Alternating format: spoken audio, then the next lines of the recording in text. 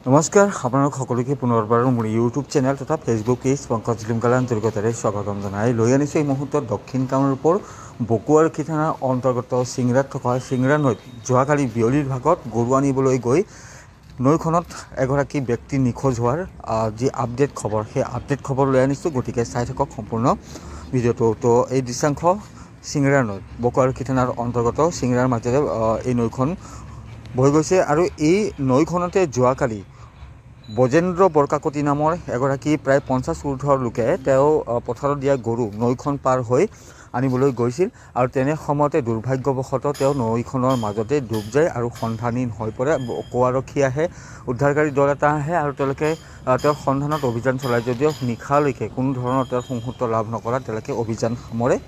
এয়া যোৱাকালিৰ দৃশ্যাংশ।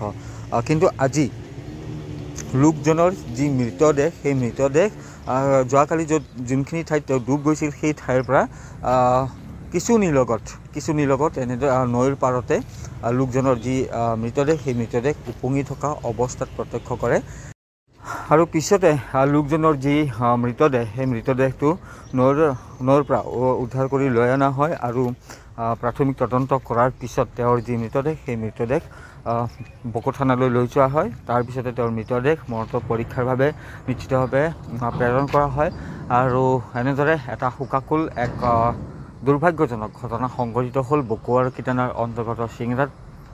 পথাৰত দিয়া গৰু নৈ পাৰ হৈ আনিবলৈ গৈ থকা অৱস্থাতে দুৰ্ভাগ্যবশতঃ নৈত নিখোজ হৈ বজেন্দ্ৰ বৰকাকতি নামৰ লোকজন আৰু সেই লোকজনৰ যি মৃতদেহ সেই মৃতদেহ যোৱাকালি তেওঁ উদ্ধাৰ কৰিব পৰা নগ'ল। কিন্তু আজি ৰাতিপুৱাৰ ভাগতে তেওঁৰ যি মৃতদেহ সেই মৃতদেহ উদ্ধাৰ হয় নৈখনত উপঙি থকা অৱস্থাত নৈ এটা পাৰত তেওঁৰ মৃতদেহটো উদ্ধাৰ হয়।